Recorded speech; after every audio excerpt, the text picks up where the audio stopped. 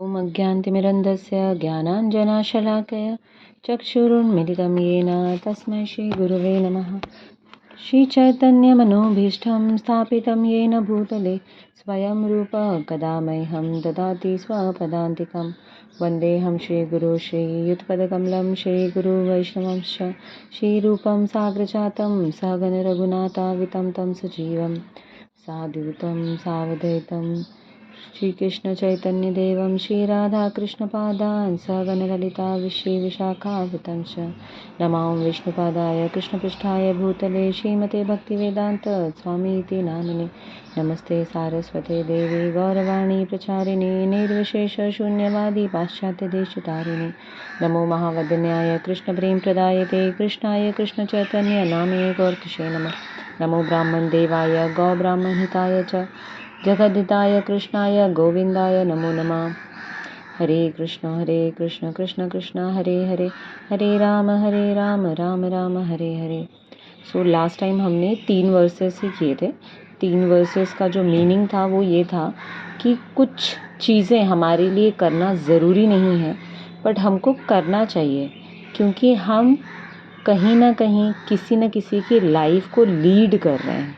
मतलब कृष्णा, अर्जुन, ये सब तो लीडर्स ही हैं। जो वो करेंगे हम सब उसका अनुगमन करने की कोशिश करते हैं।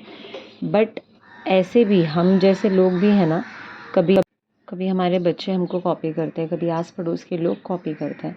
इसलिए हमारा जो एक्शन होना चाहिए वो बहुत केयरफुल होना चाहिए। अर्जुन बोलते हैं कि मुझे इस सब चीज़ों का लालच नहीं है, मुझे राजपाट नहीं चाहिए, और सही बात है। वो वैरागी थे, मतलब उनको ये सब चीज़ का लालच नहीं था। वो एक गांव में भी खुश थे, और गांव न मिलने पे वो जंगल में रह करके फल फूल खा के भी खुश रह लेते, क्योंकि वो भक्त थे। बट कृष्ण ऐसा बोलते हैं कि जो तुम करोगे ना, तुम लीडर हो, तुम्हारा नाम इतना है कि तुम जो करोगे वो एक एग्जाम्पल सेट होगा और बाकी लोग उसको फॉलो करेंगे। वो अपने बारे में भी बोलते हैं। कृष्ण बोलते हैं कि ये जो संसार के नियम कानून है ना, मुझ पे लागू नहीं होते। आजकल हम रील्स बहुत देखते हैं, तो उसमें ऐसा भी आता है कि कर्म के बंधन से तो भगवान भी नहीं बच पाए। तो जिसको जो समझ में आ रहा है उसका निष्कर्ष वो वैसा निकालता है, बट ऐसा कुछ भी नहीं है। न भगवान राम, न कृष्ण, न नरसिंहदेव, कोई भी किसी भी बंधन से बंधे हुए नहीं है। जिस इंसान ने जिस जिस व्यक्ति ने अगर संसद बनाया है, लेट्स से बाबा साहेब आम्बेडकर जो है उन्होंने संसद बनाया है, और वो उसी कंट्री के रहने वाले एक सदस्य हैं, तो वो उनके ऊपर लागू हुआ तो समझ में आता है। बट कोई अगर राजा है, राजा के ऊपर जो नॉर्मल प्रजा के लिए जो नियम कानून बनाए गए हैं वो उसके ऊपर लागू नहीं होते हैं।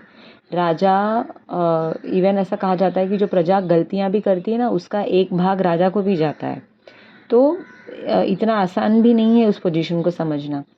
तो कृष्ण कहते हैं ये सारा संसार उन्होंने बनाया हुआ। ये चाहे दुर्गा देवी बोलो या राधा रानी बोलो, दुर्गा देवी बहिरंगा शक्ति, अंतरंगा शक्ति राधा रानी, वो सब किसकी शक्ति है? कृष्ण की हैं। तो ये दोनों मतलब शक्ति और शक्तिमान अगर आप कहें तो दोनों एक दूसरे से अलग नहीं हैं, लेकिन शक्तिमान है इसलिए शक्ति है ना। शक्ति है इसके लिए शक्तिमान आ जाएगा ऐसा नहीं है ना। मतलब कृष्ण है इसलिए उनकी ये 2 शक्तियां हैं, हम ऐसे बता रहे हैं।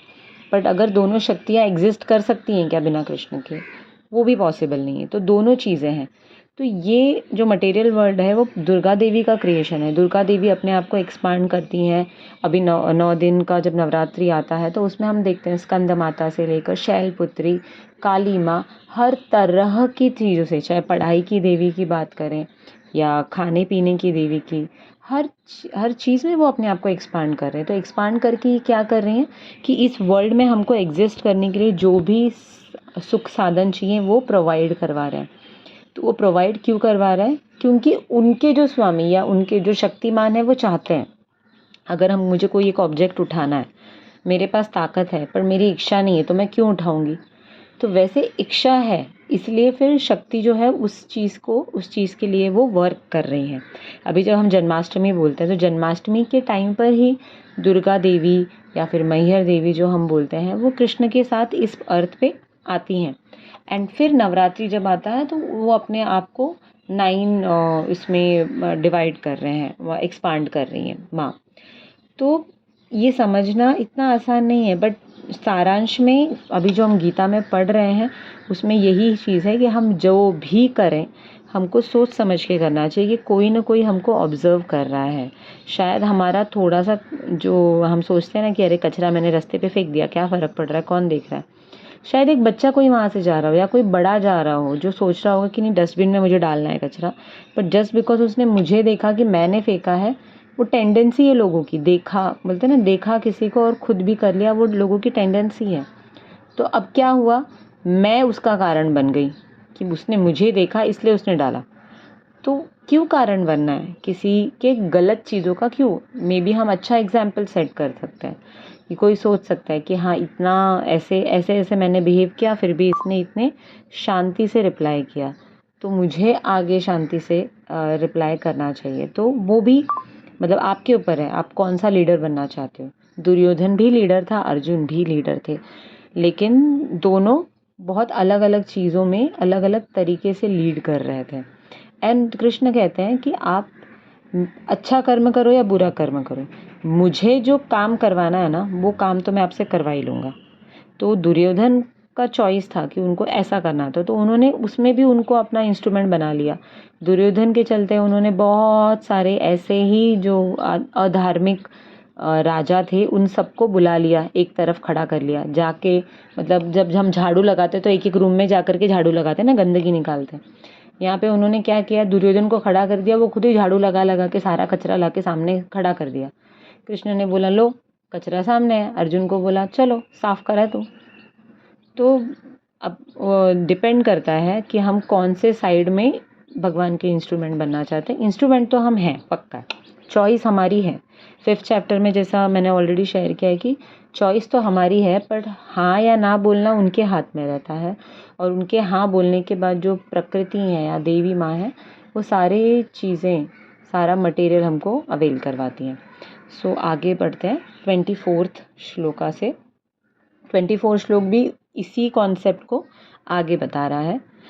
उत्सीदेयुरिमे लोका न कुर्या कर्म चेदहम शंकरस्य च कर्ता स्यामुपहन्यामिमा प्रजा। उत्सीदेयु नष्ट हो जाए, इमे ये सब, लोका लोक, न नहीं, कुर्याम करूँ, कर्म नियत कार्य, चेत यदि, अहम मैं, शंकरस्य अवांछित संतति का, च तथा, कर्ता सृष्टा, श्याम होऊंगा, उपहन्याम विनष्ट करूँगा, इमा इन सब, प्रजा जीवों को। यदि मैं नियत कर्म न करूं तो ये सारे लोग नष्ट हो जाएंगे, तब तो मैं अवांछित जन समुदाय वर्ण संकर को उत्पन्न करने का कारण हो जाऊंगा और इस तरह संपूर्ण प्राणियों की शांति का विनाशक बनूंगा। तो मतलब कृष्ण बता रहे हैं कि ये जो लोग हैं ये लोग इतना सोचेंगे नहीं कि कृष्ण कौन है, क्या है, उन्होंने ये किया इसलिए मैं करूं या नहीं करूं, वो सीधा फॉलो करने लगेंगे। तो इसलिए मुझे नियत कर्म मैं उनको दिखाने के लिए कर रहा हूँ।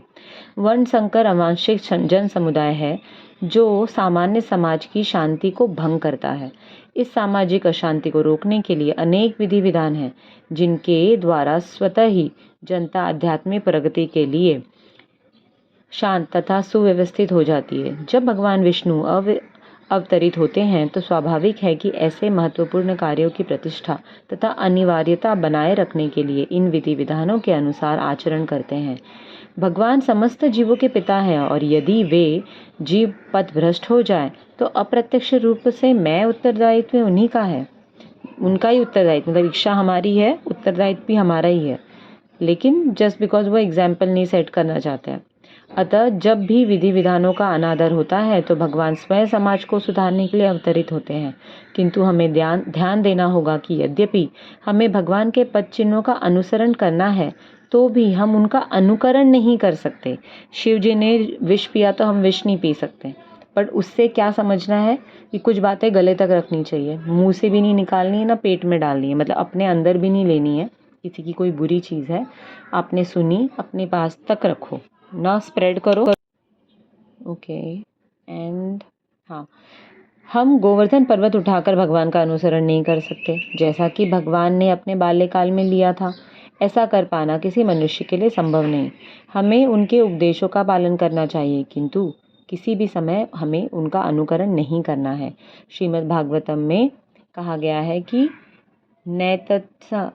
नैतत्समाचरे जज्जातु मनसापि हनीश्वरः विनश्यत्याक्षरन् मौढ्य दत्ताद्रुद्रो अभिद्दजं विषम् ईश्वराणां वचः सत्यं तथैवाचरितं क्वचित् तेषां यत् स्ववचो युक्तं बद्धिमास्तत् समाचरेत्।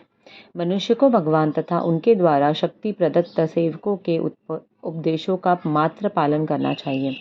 उनके उपदेश हमारे लिए अच्छे और कोई भी बुद्धिमान पुरुष बताई गई विधि से उनको कर्मान्वित करेगा।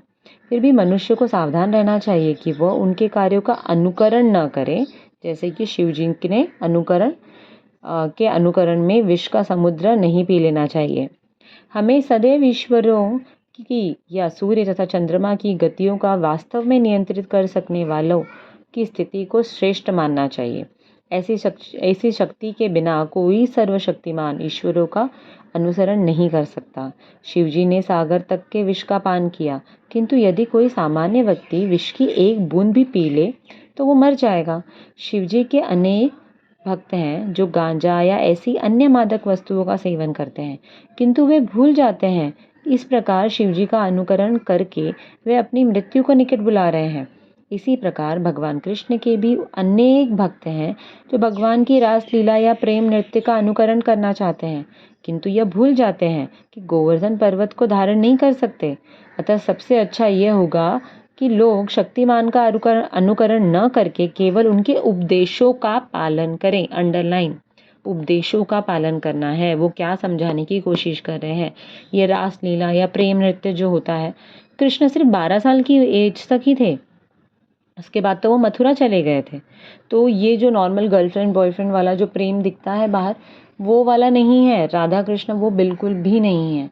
और this is like high time कि लोगों को समझना चाहिए कि राधा कृष्ण शक्ति और शक्तिमान का क्या रिलेशन है, वो समझना ज़रूरी है। उसको सिर्फ ब्लाइंडली अनुकरण करके कि नहीं नहीं उन्होंने वैसे किया तो हम भी कर सकते हैं, ऐसे कमेंट्स मैंने सुने हैं कि बचपन में कृष्णा बनाते हैं, बड़े होके कोई नहीं चाहता है कि वो कृष्णा बने।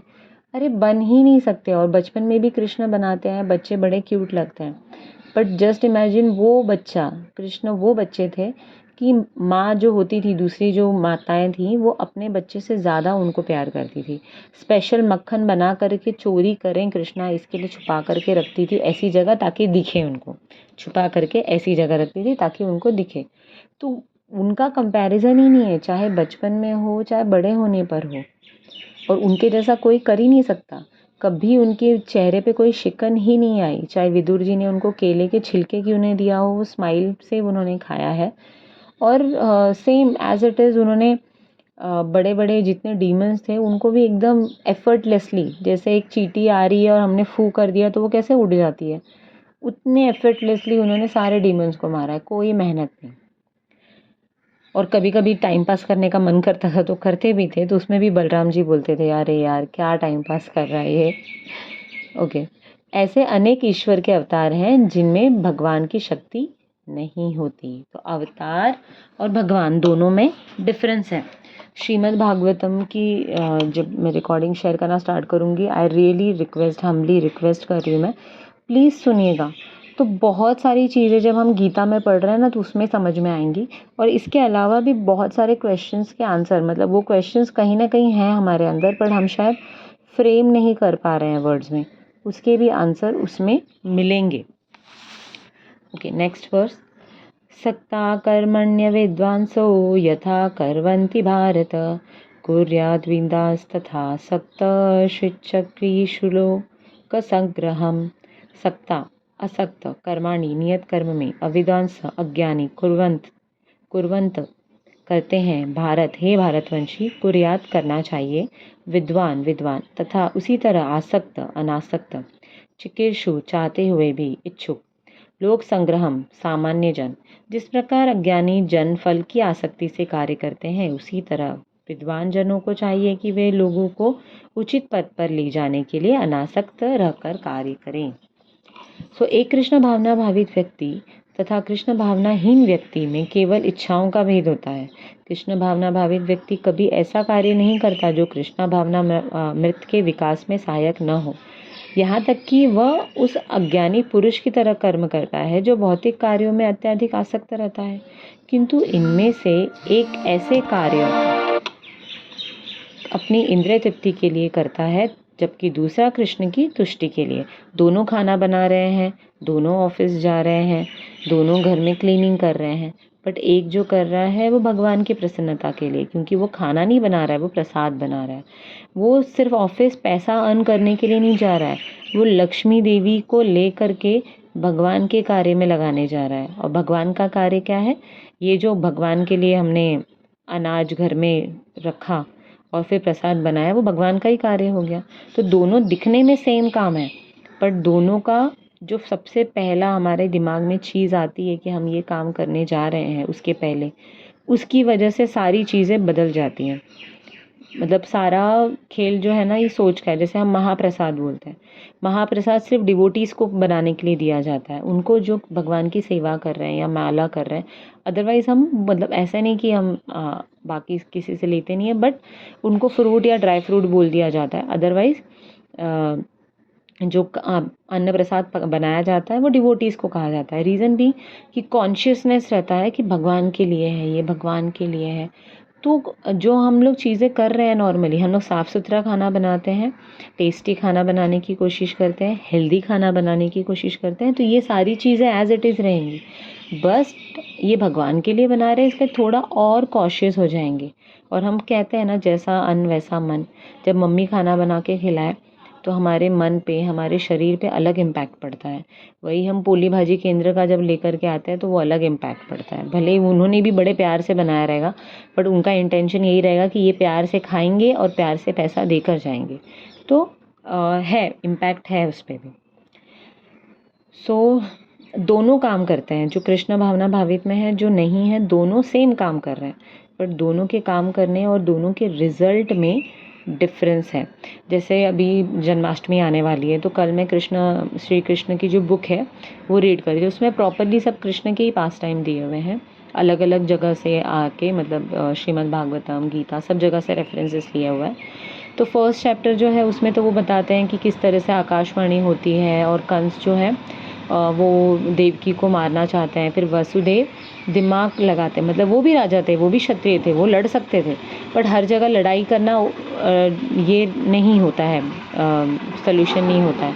उन्होंने दिमाग लगाया, वो भी डिवोटी थे, और उन्होंने क्या किया, बोला हे असुर राज, मतलब देखने जाए तो असुर बोल रहे हैं तो इंसल्ट कर रहे हैं, बट राज करके, ठीक है, अहंकारी पुरुष को क्या चाहिए कि उसको प्रेज़ किया जाए, तो ठीक है, तुमको प्रेज़ करना है ना, ओके।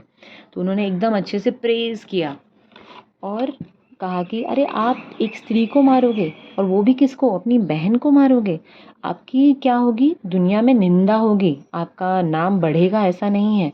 तो कौन से इंसान को किस तरीके से पटाना है, वो भी एक भक्त को पता होता है कि कहाँ पे आदेश चलता है, कहाँ पे निर्देश चलता है और कहाँ पे निवेदन चलता है। तो वैसे वसुदेव उनको निवेदन करते हैं, और ये फर्स्ट चैप्टर में मतलब दिया गया है, थोड़ा अच्छे से दिया है, बहुत सारे लेसन्स हैं, बहुत सारी चीज़ें हैं उसमें सीखने लायक। फिर सेकंड इसमें आता है कि देवता आते हैं, जब देवकी माता के गर्भ में कृष्ण आ जाते हैं, तो उसमें भी ऐसे बताया गया कि सबसे पहले शेषनाग आते हैं, यानी बलराम जी आते हैं। क्यों? ताकि बलराम जी अपने आप को एक्सपांड करते हैं उनके बेड के रूप में, कृष्णा के बेड के रूप में, और वही अपने आप को खड़ा हुआ और बाकी सारी चीज़ों के रूप में भी एक्सपांड करते हैं। तो वो बेड के रूप में आते हैं। फिर कृष्णा का एक इंस्ट्रक्शन होता है योग माया को कि तुम मेरी बहन बनकर यशोदा मैया के गर्भ में जाओ, और जो देवकी माँ का गर्भ है उसको रोहिणी माँ में ट्रांसफ़र करेंगे वो एज अ बलराम, और फिर वो खुद आते हैं देवकी माँ के गर्भ में। तो जैसे अगर एक जग है, जग के अंदर आप सूर्य को कैप्चर कर लो, तो उसकी जो तेज है वो दबा हुआ सा तेज, लेकिन तेज है, दिखता है ना। वैसे ही कंस समझ जाता है कि ये देवकी बहुत सुंदर लग रही है, इसका चेहरा इतना तेजोमय लग रहा है, इस जेल में बंद होकर के भी इतने 6 बच्चों की मृत्यु जिसने देख ली, 7वां गर्भ गायब हो गया, अब 8वें गर्भ में इतना तेज, डेफिनेटली ये वही है जिसका मैं वेट कर रहा हूँ, तो उसको अभी मार दूँ क्या? फिर बोलते नहीं नहीं अभी नहीं मारूंगा, लेडी है ऊपर से प्रेग्नेंट है, नहीं नहीं नहीं मारूंगा। तो सोते जागते उठते बैठते खाते पीते हर जगह उनको याद आ रहा है कौन? विष्णु विष्णु विष्णु, कृष्णा कृष्णा कृष्णा।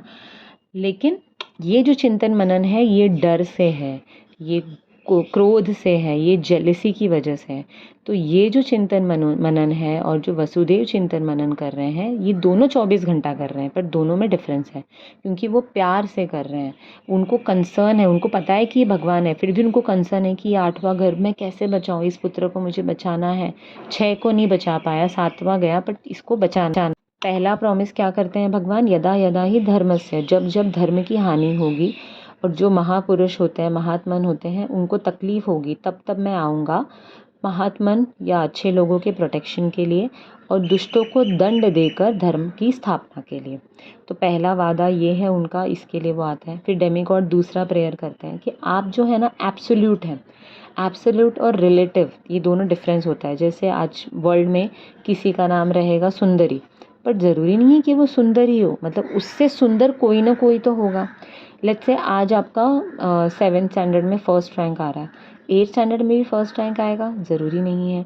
आज कोई दुनिया का सबसे बड़ा करोड़पति है, ज़रूरी नहीं है कि अगले साल भी होगा या आने वाले 10 सालों बाद भी होगा। तो ये रिलेटिव ट्रूथ हो गया, मतलब आज है कल नहीं। आज अभी यहाँ पे ठंडी है, हो सकता है कि यूएस में इससे ज़्यादा ठंडी हो, तो क्या हो जाएगी, यहाँ की ठंडी कम हो गई ना।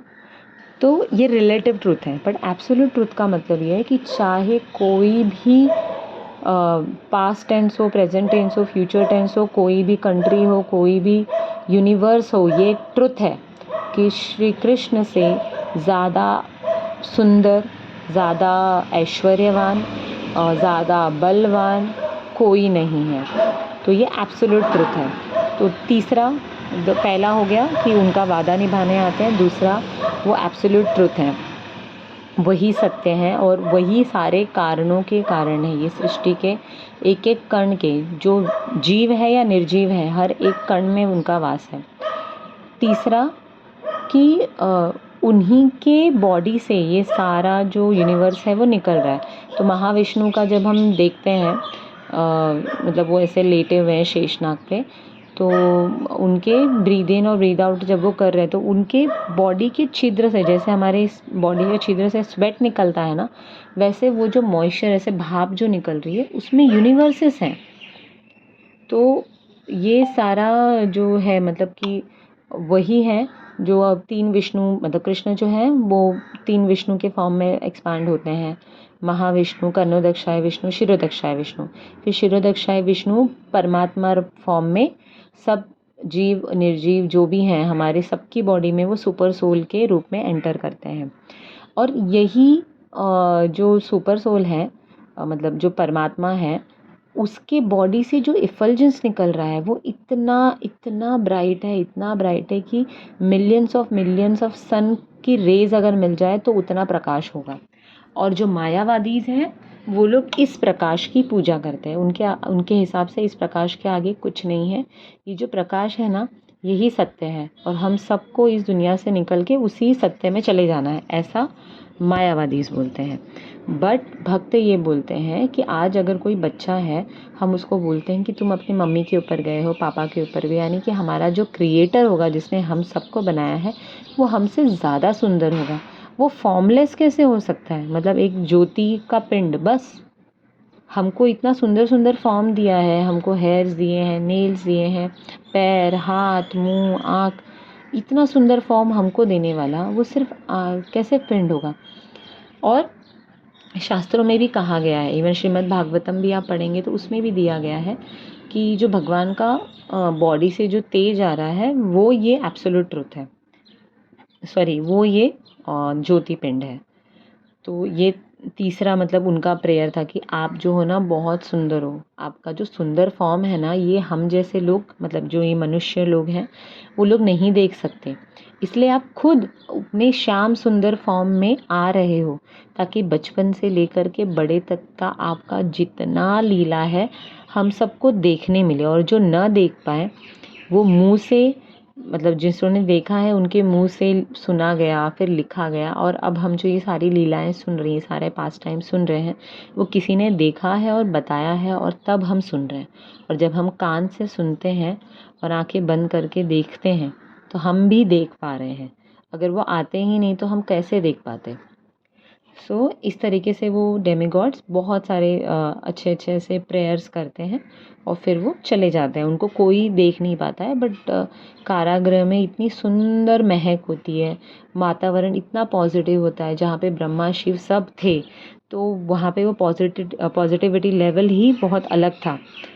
तो सबको समझ में आता है कि ये कुछ अजीब किस्म की खुशी है अंदर, पर डर लग रहा है कंस को, क्योंकि उसके लिए तो काल आ रहा है ना। Okay, next verse. न बुद्धिभेदं जनयेद ज्ञानं कर्म कर्मसङ्गज्ञानं जोषयेत् सर्वकर्माणि विद्वानुक्तं समाचरन्। न नहीं बुद्धि भेदम बुद्धि का विचलन जनयेत उत्पन्न करें अज्ञानाम मूर्खों का कर्म संगिनाम काम कर्मों में जोशयेत नियोजित करें सर्व का सारे कर्माणि कर्म विद्वान व्यक्ति युक्त लगा हुआ समाचरण अभ्यास करता हुआ। विद्वान व्यक्ति को चाहिए कि वह सकाम कर्मों में आसक्त अज्ञानी पुरुषों को कर्म करने से नहीं रोके, ताकि उनके मन विचलित न हो, अभी तो भक्ति भाव से कर्म करते हुए वह उन्हें सभी का प्रकार के कार्यों में लगाएं, जिससे कृष्ण भावनामृत का क्रमिक विकास हो। ये मैंने कहा ना, बुद्धि होती है भक्तों के पास। तो यहाँ पे बोला गया है जो कर्म कांड कर रहे हैं, या फिर जो अपना नॉर्मल आज इस देवता के पास जाएंगे और ये मांगेंगे, उस देवता के पास जाएंगे, जो जैसे है कर रहा है उसको करने दो, आपको डिस्टर्ब नहीं करना है। बट जैसे बोलते हैं ना कि किसी से बोल दिया आपने, किसी को आपको भक्ति में लगाना है तो कैसे लगाता है, हमें भी भक्ति में किस तरीके से लगाया जाता है। जैसे अभी जन्माष्टमी सेलिब्रेशन था, तो जिसको डांस आता है उसने डांस किया, जिसको गार्लैंड बनाने आते हैं, कितनी सुंदर सुंदर गार्लैंड बनाते हैं, मुझे नहीं आता है। तगर भरना रहेगा तो वो हार्डली मैं 20-25 मिनट में एक तगर भर पाती हूँ। तो जिसके पास वो क्वालिफिकेशन है तो उसको उस तरीके से लगाया जाता है। तो इस तरीके से सबको अलग अलग सेवा में लगाया जाता है। तो हम भी मतलब इसी तरीके से कोशिश कर सकते हैं कि हमारे घर में बच्चे हैं, बड़े हैं, सबको हम अलग अलग किस तरीके से पानी भगवान को ऑफ़र कर दिया, एक तुलसी पत्ता ही भगवान को ऑफ़र कर दिया। तो ये छोटी छोटी सेवाएं हम दे सकते हैं या साथ में मिल करके कर सकते हैं। वैद्यश सवैरः मेव वैद्यः, यह सिद्धांत संपूर्ण वैदिक अनुष्ठानों की पराकाष्ठा है। सारे अनुष्ठान, सारे यज्ञ कृत्य तथा वेदों में भौतिक कार्यों के लिए जो निर्देश है, उन सबों समेत सारी वस्तुएं कृष्ण को जानने के निमित्त है, जो हमारे जीवन के चरम लक्ष्य हैं। लेकिन चूंकि बद्ध जीव इंद्रिय तृप्ति के अतिरिक्त और कुछ नहीं जानते, अतः वे वेदों के अध्ययन इसी दृष्टि से करते हैं। किंतु सकाम कर्मों द्वारा तथा वैदिक अनुष्ठानों के द्वारा नियमित इंद्रिय तृप्ति के माध्यम से मनुष्य धीरे धीरे कृष्ण भावनामृत को प्राप्त होता है। अतः कृष्ण भावनामृत में स्वरूप सिद्ध जीव को चाहिए कि अन्यों को अपना कार्य करने या समझाने में बाधा न पहुंचाए, अपितु उन्हें यह प्रदर्शित करें कि किस प्रकार सारे कर्मफल को कृष्ण की सेवा समर्पित किया जा सकता है। कृष्ण भावना भावित विद्वान व्यक्ति इस तरह कार्य कर सकता है कि इंद्रिय तृप्ति के लिए कर्म करने वाले अज्ञानी पुरुष यह सीख लें कि किस तरह कार्य करना चाहिए और आचरण करना चाहिए। यद्यपि अज्ञानी पुरुष को उसके कार्यों में छेड़ना ठीक नहीं होता, परंतु यदि वह रंच भर भी कृष्ण भावना भावित है तो वह वैदिक विधियों की परवाह न करते हुए सीधे भगवान की सेवा में लग जाएगा। ऐसे भाग्यशाली व्यक्ति को वैदिक अनुष्ठान करने की आवश्यकता नहीं रहती, क्योंकि प्रत्यक्ष कृष्ण भावनामृत के द्वारा उसे वे सारे फल प्राप्त हो रहे हैं।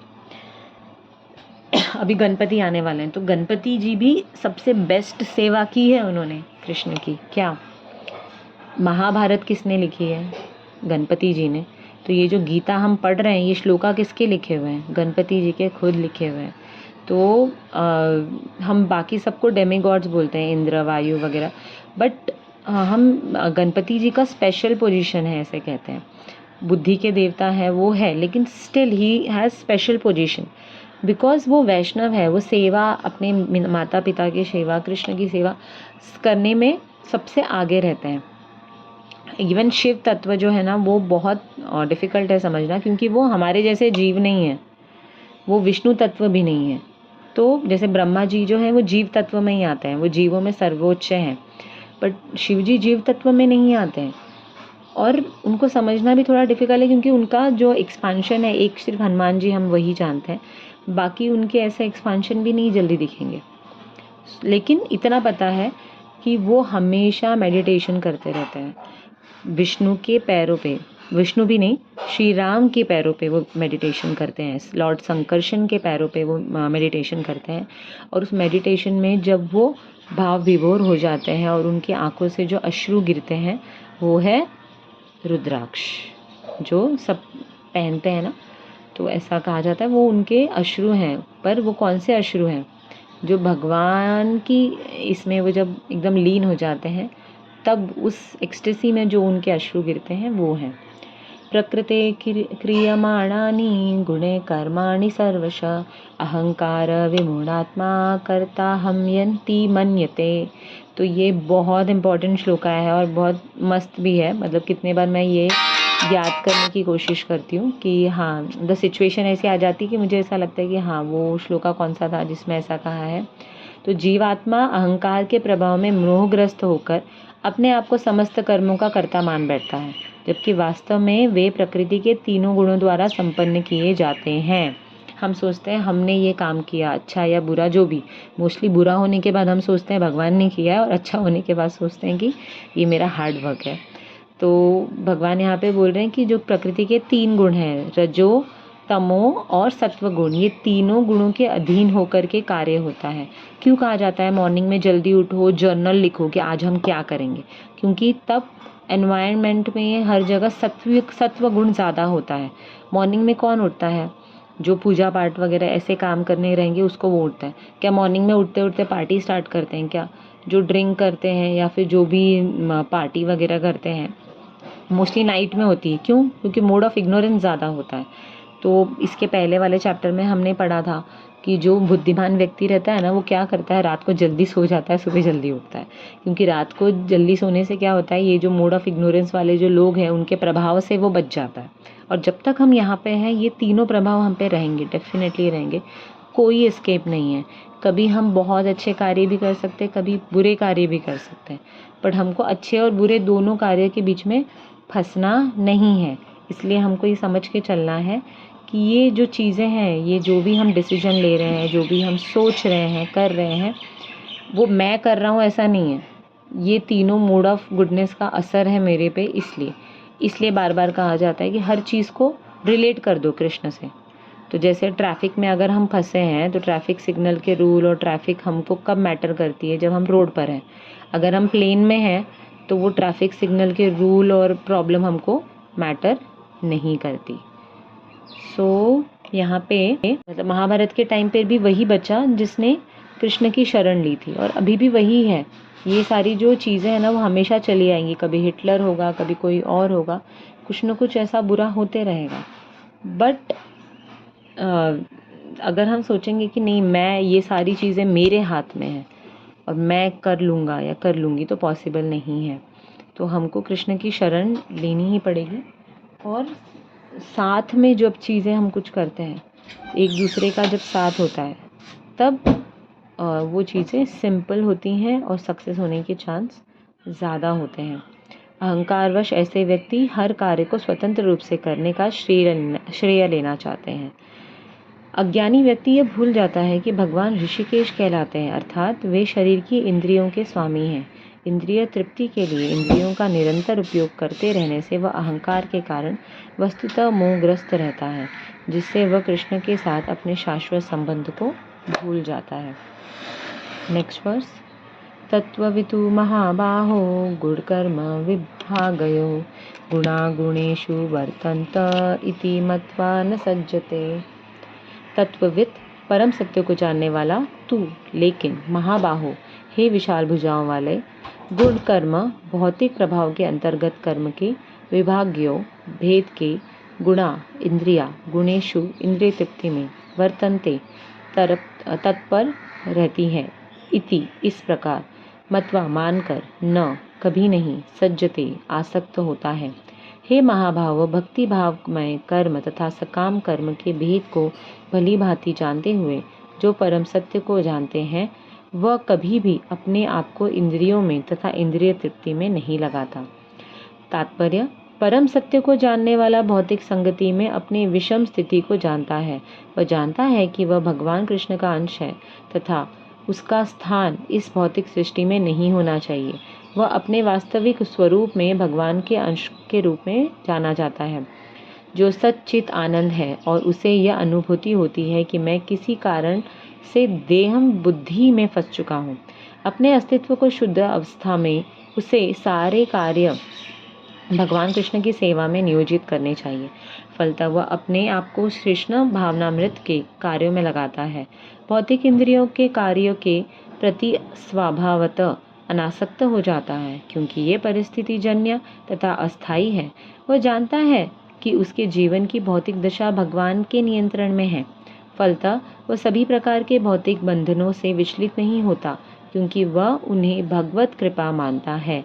श्रीमद् भागवत के अनुसार जो व्यक्ति परम सत्य को ब्रह्म, परमात्मा तथा श्री भगवान इन तीन विभिन्न रूपों में जानता है वही तत्वित कहलाता है, क्योंकि वह परमेश्वर के साथ अपने वास्तविक संबंध को जानता है। एक स्टोरी मुझे याद आ रही है जो ममता माता जी मोस्टली सुनाते हैं कि लेट्स से कि कुछ हादसा हुआ और मैं चली गई किसी जंगल में गई और कुछ तो सर पे चोट आई और मैं फेंट हो गई। अब उठने के बाद आसपास सारे वैसे ही लोग दिख रहे हैं। मुझे कुछ याद भी नहीं है कि मैं कहाँ से आई हूँ, कौन हुई हूँ। कोई हु कर रहा है, कोई ही कर रहा है। तो अब मुझे समझ में तो आ नहीं रहा है, बट क्योंकि मैं उनके बीच में हूँ तो मैं सोचती हूँ मैं इन्हीं में से एक हूँ और मुझे समझ में नहीं आ रहा है, इसलिए उनकी ही लैंग्वेज समझने की कोशिश कर रही हूँ। और कुछ 2-3 महीने के बाद उन्हीं के जैसे खाना, कपड़े पहनना, बोलना सब कुछ वैसे ही सीख लिया। अब कोई आता है ढूंढते हुए और वो बोलता है अरे ये तो यहाँ पे है, चलो इसको ले चलो। बट मैं जाने के लिए अब रेडी नहीं हूँ, क्योंकि मुझे लग रहा है कि मेरी तो फैमिली पहले से यही थी, मैं तो इन्हीं के साथ बड़ी हुई हूँ, क्योंकि पहले का मुझे कुछ याद नहीं है ना। तो मुझे लग रहा है बस अब ये जो जंगली वाला जीवन है ना, यही बेस्ट है मेरा और यही मेरा एक्चुअल थिंग है। ये जो दूसरे लोग बता रहे हैं ना, वो मुझे घबराहट दे रहे हैं कि ऐसे कैसे ये मेरा घर नहीं है, मेरा घर कोई और है। तो मुझे विचलित कर रहे हैं, मुझे एंजाइटी आ रही है कि ये घर छोड़ के जाना ऐसे थोड़ी होता है, मैं तो यहीं पे थी, यही सब पता है। तो हम वैसे यहाँ पर आ गए हैं और हमको अब कुछ याद नहीं है, तो हमको ऐसा लगता है अरे ऐसे कैसे कोई भगवान के बारे में बता रहा है, इतना भी स्पिरिचुअल नहीं होना चाहिए। तो वो चीज़ें हमको विचलित करने लगती है, हम सोचना नहीं चाहते हैं वहाँ के लिए। और दूसरी चीज़ जो यहाँ पे बताई जा रही है कि भगवान ब्रह्म, परमात्मा और श्री भगवान, ये 3 रूप बताए गए हैं। तो ब्रह्म का मतलब ज्योति जो है, जिसका कोई रूप नहीं है, बड़ी सी ज्योति है। और वो क्या है एक्चुअली, वो भगवान के बॉडी से निकलता हुआ इफल्जेंट है, प्रकाश है। और दूसरा है परमात्मा जो हम सभी के हार्ट में है। हमारे लेफ्ट हैंड का जो थंब है उस साइज़ के परमात्मा यानी सुपर सोल हम सभी के हार्ट में है। और हमारी सोल का साइज़ क्या है, तो हमारे हेयर का जो टिप है उसका 1/10,000 हिस्सा जो है वो हमारी सोल का साइज़ है। बट जस्ट इमेजिन, ट्रक कितना बड़ा है, ड्राइवर कितना छोटा है, पर उस ड्राइवर के बिना ट्रक नहीं चल सकता। उसी तरह वो सोल भले ही कितनी छोटी है, पर इतना बड़ा जो ट्रक रूपी ये हमारा शरीर है वो चल नहीं सकता उसके बिना। जैसी ही सोल निकल जाती है लोग बोलने लगते हैं कि देखो बॉडी लेके जाना है। ये नहीं बोलेगा कोई कि अर्चना को लेके जाना है, बॉडी लेके जाना है, वैसे बोलेंगे ना। और तीसरा है श्री भगवान जिनका एक शाश्वत इटर्नल फॉर्म है, जो गोलोक वृंदावन में रहते हैं। गोलोक वृंदावन भी शाश्वत धाम है, जो बहुत ये सारे जितने लोग हैं पितृलोक और दुनिया भर के, उन सभी से बहुत ऊपर है। और वही शाश्वत रूप जब आता है धरती पे, श्री कृष्ण आते हैं जब धरती पे ये लीलाएं करते हैं, तो ये सारी चीज़ें वो करते क्यों हैं, अट्रैक्ट करने के लिए, ताकि हम जो रास्ता भटक चुके हैं कि एक्चुअल घर कैसा है, एक्चुअल घर में लोग कौन है और एक्चुअल पिता हमारे कौन है, ये सब भूल चुके हैं, वो दिखाने के लिए कि ये सब तुमको अच्छा लग रहा है, लेकिन इससे अच्छा ये है, जैसे मैं एक बार मॉल में गई थी, आई रिमेम्बर, मॉल में जब तक मैं गई नहीं ना तब तक मैं बहुत सेटिस्फाई फील कर रही थी। यार मेरे पास सब कुछ है, मुझे कुछ नहीं लेना है, सिर्फ मुझे एक छोटी सी चीज़ लेने जाना है। और वो छोटी सी चीज़ लेने के लिए मैं गई और बाहर आने के बाद मैं बहुत दुखी थी क्योंकि हर तरफ डेनिम कलेक्शन लगा हुआ था एंड आई रियलाइज अरे मेरे पास तो डेनिम कलेक्शन के नाम पे न स्कर्ट है, न जैकेट है, न शर्ट है। I am very poor now. बदला कुछ नहीं है, सिर्फ दिख गया मुझे कि इससे बड़ा कुछ है। तो वैसे ही भगवान दिखाने आते हैं कि ये बच्चे आपको क्यूट लगते हैं, मुझसे ज़्यादा क्यूट वाला कौन रहेगा, कि मैं जितनी मस्ती करूं उतना सब लोग और मेरी बलाएं लेते रहते हैं। ओके।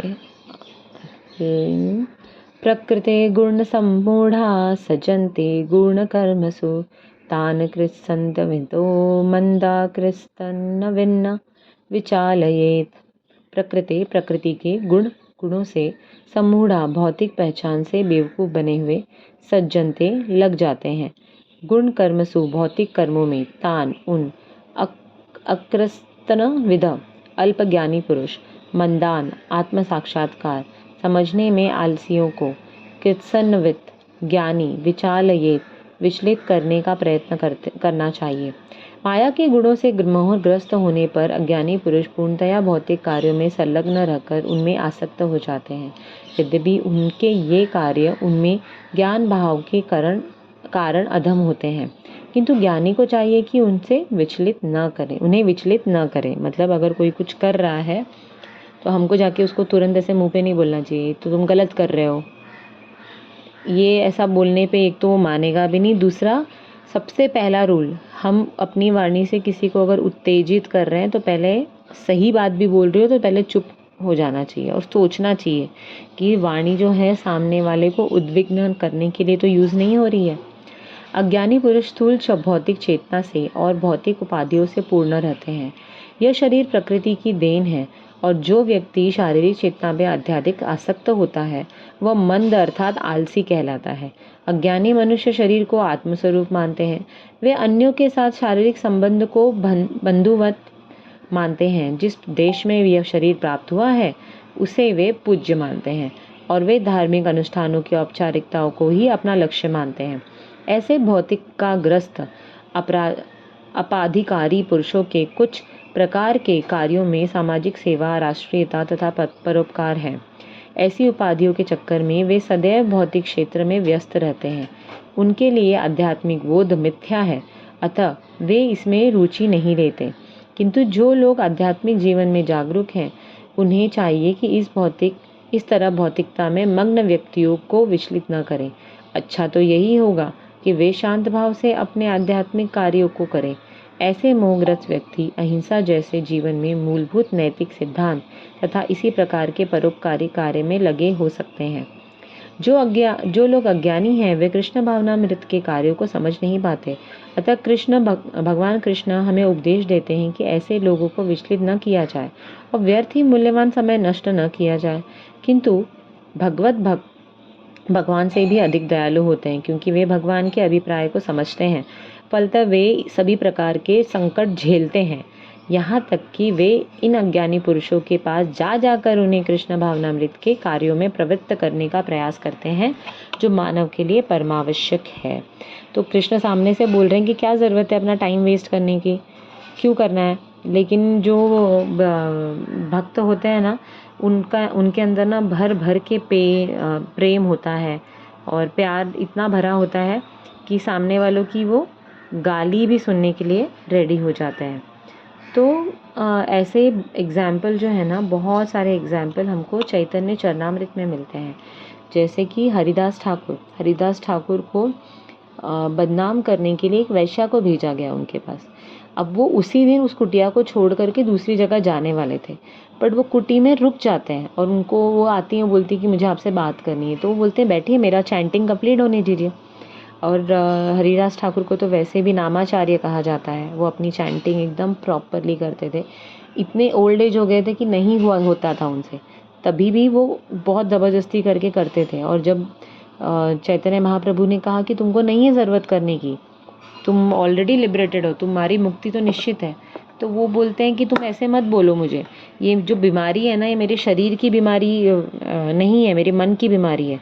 मैं बीमार नहीं हूँ, मैं बूढ़ा नहीं हुआ हूँ, मेरा मन बूढ़ा हुआ है और इसको आलस सूझ रहा है, इसलिए नाम लेने के लिए बहाने बना रहा है। तो फिर मतलब जब वैश्या आती है तो वो रुक जाते हैं, मतलब कोई रहता तो चला जाता है ना, नाम खराब होगा नाम, लेकिन वो रुक जाते हैं और रुक के क्या नाम कर रहे हैं, अपना नाम कर रहे हैं। एक दिन आई वैश्या, दूसरे दिन आई, तीसरी रात खत्म होते होते, ब्रह्म मुहूर्त आते आते वो उनके पैर पकड़ के रोने लगती है। मतलब बोलती है मुझे क्षमा कर दीजिए, मुझे अपनी शिष्या स्वीकार कर लीजिए, मैं तो आपको मतलब बदनाम करने आई थी। वो बोलते हैं मुझे पहले दिन से पता था। तो फिर बोलते हैं आप क्यों रुके फिर? तो उन्होंने कहा कि मुझे लगा ये अपॉर्चुनिटी है कि तुम्हारा जो सारा जो बैड कर्मा है ना वो मैं ले लेता हूँ और तुम अभी से भगवत भक्ति बस शुरू कर दो। ऐसा सुन के फिर वो तुरंत मतलब शरणागति हो जाती है और वो कुटिया जो है वो छोड़ देते हैं, उसमें वो वैश्या रहने लगती है। वहाँ पे तुलसी बाहर जो पेड़ लगा दिया रहता है उसमें जल अर्पण करना और नाम स्मरण करना, ये सब वो करने लगती। तो कहाँ वो आई थी इनको डिफेम करने, और कहाँ ऐसा हुआ कि लोग एकदम आश्चर्यचकित हो गए कि अरे वैश्या मतलब इतनी बड़ी भक्त हो गई, अब उसको कैसे खाना पीना कैसे मिलेगा, क्योंकि उसका प्रोफेशन तो छूट गया। बट लोग इतने सरप्राइज थे कि अब वो लोग लाला के प्रसाद दे रहे हैं कि ये भगवान की बहुत बड़ी भक्त है, इनकी सेवा हम करेंगे तो हमको पुण्य मिलेगा। तो इस तरीके से उनका खाना पीना सब कुछ टेक केयर हो गया। और ये किसकी कृपा से हुआ? भगवान के भक्त की कृपा से। भगवान तो बोलते हैं मत करो टाइम पास, पर भगवान के भक्त इतने दयालु हैं कि अगर उनको थोड़ी सी तकलीफ हो जाए और सामने वाले का भला हो सकता है तो वो तकलीफ हंसते हंसते ले लेंगे। जैसे प्रहलाद महाराज को भी हमने देखा कि प्रहलाद महाराज बार बार रो रहे हैं, क्यों? इसलिए नहीं कि उनको तकलीफ हो रही है, इसलिए क्योंकि जो उनको सैनिक ढकेलने आ रहे हैं, अगर वो उन्होंने नहीं ढकेला तो राजा नहीं छोड़ेंगे, ढकेला तो उनको पाप लगेगा, उनकी बुआ उनको आग में लेकर के बैठेगी तो वो मर जाएगी, उनके लिए ये रो रहे थे। उनकी बुआ को लग रहा है कि अपने लिए रो रहा है। तो होते हैं जो जितने भी भक्त होते हैं उनका हृदय ऑटोमेटिक कोमल होता है। ऐसा नहीं होता है कि निष्ठुर हो जाता है कि अब मुझे किसी से मतलब नहीं, अब मैं तो जा रहा हूँ, मुझसे मतलब मैं तो भगवान के पास जा रहा हूँ, मुझे बाकी दुनिया जहान से क्या मतलब। ऐसा ऐसा नहीं होता है जो नॉर्मली लोग समझते हैं। आज के लिए लास्ट वर्स, मयि सर्वाणि कर्माणि सन्न्यस्याध्यात् मचेतसा निराशी निर्ममो भूत्वा युध्यस्व विगतज्वरः। मयि मुझ में सर्वाणि सब तरह के कर्माणि कर्मों को सन्न्यस्य पूर्णतया त्याग करके अध्यात्म पूर्ण आत्मज्ञान से युक्त चेतसा चेतना से निराशी लाभ की आशा से रहित निष्काम निर्ममा स्वामित्व की भावना से रहित ममता त्यागी भूतवा होकर युद्धस्व व लड़ो विगर्ज्वर आलस्य रहित। अतः हे अर्जुन, अपने सारे कार्यों को मुझ में समर्पित करके मेरे पूर्ण ज्ञान से युक्त होकर लाभ की आशंका से रहित स्वामित्व के किसी दावे के बिना तथा आलस्य से रहित होकर युद्ध करो। यह श्लोक भगवद गीता के प्रयोजन को स्पष्टता इंगित करने वाला है। भगवान की शिक्षा है कि स्वधर्म पालन करने के लिए सैन्य अनुशासन से सदृश पूर्णतया कृष्ण भावना भावित होना आवश्यक है। ऐसे आदेश से कुछ कठिनाई उपस्थित हो सकती है, फिर भी कृष्ण के आश्रित होकर स्वधर्म का पालन करना ही चाहिए, क्योंकि यह जीव की स्वाभाविक स्थिति है। जीव भगवान के सहयोग के बिना सुखी नहीं हो सकता, क्योंकि जीव की नित्य स्वाभाविक स्थिति ऐसी है कि भगवान की इच्छाओं के अधीन रहा जाए। अतः श्री कृष्ण ने अर्जुन को युद्ध करने का इस तरह आदेश दिया मानो भगवान उनके सेनानायक हो। परमेश्वर की इच्छा के लिए मनुष्य को सर्वस्व की बलि करनी होती है और साथ ही स्वामित्व जताए बिना स्वधर्म का पालन करना होता है। जो राजा होता है वो सबसे बड़ा सेवक होता है, ये हमको यहीं से समझ में आ रहा है। अर्जुन को भगवान के आदेश का मात्र पालन करना था। परमेश्वर समस्त आत्माओं की आत्मा है, अतः जो पूर्णतया परमेश्वर पर आश्रित रहता है, या दूसरे शब्दों में जो पूर्णतया कृष्ण भावना भावित है, वह अध्यात्म चेतस कहलाता है। निराशी का अर्थ है स्वामी के आदेशानुसार कार्य करना, किंतु फल की आशा न करना। कोषाध्यक्ष अपने स्वामी के लिए लाखों रुपए गिन सकता है, किंतु इसमें से वह अपने लिए एक पैसा भी नहीं चाहता। इस प्रकार मनुष्य को यही समझना चाहिए कि इस संसार में किसी व्यक्ति का कुछ भी नहीं है, सारी वस्तुएं परमेश्वर की हैं। और जब मनुष्य इस प्रकार के कृष्ण भावनामृत में कार्य करता है तो वह किसी वस्तु पर अपने स्वामित्व का दावा नहीं करता। वह भावनामृत निर्मम अर्थात मेरा कुछ नहीं है कहलाता है। यदि ऐसे कठोर आदेश को, जो शारीरिक संबंध में तथा कथित बंधुत्व भावना से रहित है, पूरा करने में कुछ झिझक हो तो उसे दूर कर देना चाहिए। इस प्रकार मनुष्य विगत ज्वर अर्थात ज्वर या आलस्य से रहित होता है। अपने गुण तथा स्थिति के अनुसार प्रत्येक व्यक्ति को विशेष प्रकार का कार्य करना होता है और ऐसे कर्तव्यों का पालन कृष्ण भावना भावित होकर करना चाहिए। इससे मुक्ति का मार्ग प्रशस्त होता है। तो इसमें भी छोटे छोटे एग्जाम्पल दिए हुए हैं कि मेरा कुछ नहीं है, ये सोचते हुए कार्य करना चाहिए। तब जाकर के जो हमारा बुखार है ना, इंस्ट्रक्शन किसने दिया है? डॉक्टर ने दिया है, दवाई दी है, तो वो दवाई हमको चुप करके खानी है, तब जाके बुखार उतरेगा। और इवन श्री कृष्ण बुक में भी अच्छे अच्छे एग्जाम्पल थे। जैसे एक एग्जाम्पल था कि एक जो मटेरियल ट्री है, उस पे दो पक्षी बैठे हैं, एक सोल एक सुपर सोल। सोल जो है अलग अलग प्रकार के फल खा रहा है, उसमें से कुछ फल जो है वो टेस्टी हैं, कुछ के अंदर विष भरा हुआ है। और जो सुपर सोल है ना, वो सिर्फ चुपचाप बैठ करके ऑब्जर्व कर रहा है, वो जजमेंट भी नहीं दे रहा है कि ये पक्षी अच्छा है या बुरा है। यानी भगवान हमको अच्छा या बुरे की कैटेगरी में नहीं करते, वो सिर्फ साक्षी बनते हैं हमारे हर कार्य में, हमारे साथ रहते हैं। और दूसरा एक एग्जाम्पल था कि एक नाव है और एक नदी है। नदी से जब एक नाव एक तरफ से दूसरी तरफ जाती है तो दूसरी तरफ नाव चली गई। अब जो पॉइंट ए से बी की तरफ जाने वाले इंसान है वो कैसे जाएंगे?